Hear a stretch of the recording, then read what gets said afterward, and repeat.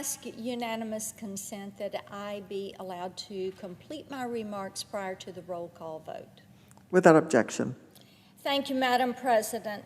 If the Constitution is the foundation of our republic, then the concept of one person, one vote is the cornerstone.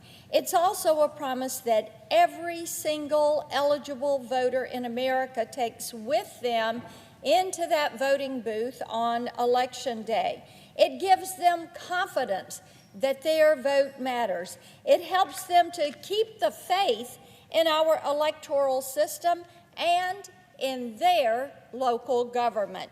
We can talk about the vote on a grand scale here in Washington, but that's where it really matters.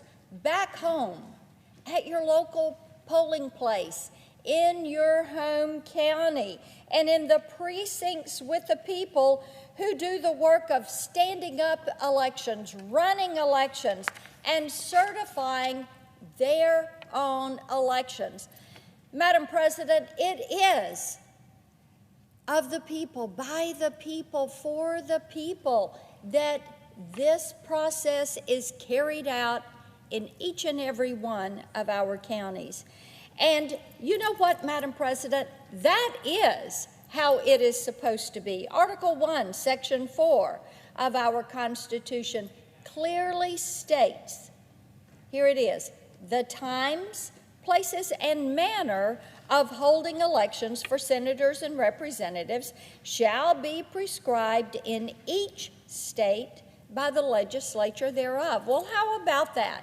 The Constitution delegates that authority to the state legislatures. And that is why our state secretaries of state work with our counties to make certain that the process is put in place. You know, I have had the opportunity to serve on my county's local election commission prior to my being in elective office. One person, one vote. That is the number one rule that guided the decisions they made. When we recruited poll workers, it's the number one concern that drives people to go sign up. When we train the volunteers that are staffing polling places, it's the number one rule to teach. Every person gets one vote. All legally cast votes are counted. That's the way it is supposed to work. One person, one vote. Here in the Senate, I'm concerned that my Democratic colleagues have forgotten about this rule. Why else would they once again pledge to move a piece of legislation that would throw one person, one vote out the window?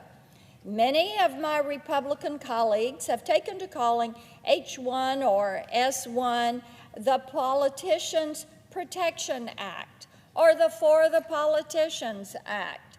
And I will have to agree that is a fairly apt description. Now, there are a lot of problems with this bill, but I want to focus on a few key provisions that will gut one person, one vote, and destroy confidence in our elections. If this bill passes, say goodbye to meaningful voter ID laws. Now, my Democratic colleagues kept the idea of these requirements intact, but to please their radical base, they added a loophole that would force every single jurisdiction to accept affidavits in lieu of identification. That is right, an affidavit. They may as well have banned voter IDs because that loophole makes requirements that voters prove they are who they say they are absolutely meaningless. They can just sign a statement saying, I am who I say I am, without having to show proof. The bill also requires states to allow paid campaign operatives to engage in ballot harvesting schemes. That is right. This allows your paid campaign operatives to engage in ballot harvesting schemes. Now, these ballot harvesting schemes have been proven time and again to increase the risk of fraud, so much so that many states on their own moved forward and banned ballot harvesting schemes. Why did they ban this? Because it leads to fraud in elections. Inexplicably, my colleagues also want to throw ballot drop boxes into the mix. They've pitched them as a convenience, but that convenience will be nearly impossible to monitor and to protect 24 hours a day, which means that it will be nearly impossible to monitor and protect the ballots that are inside those boxes. And these boxes then become a fairly convenient way to stuff the ballot box. But perhaps the most dangerous, counterproductive, and outright infuriating provision my Democratic colleagues have included in this mess of a bill is a restriction against voter roll maintenance. Anyone with a bit of common sense knows how inaccurate or duplicate entries in a data set can add up.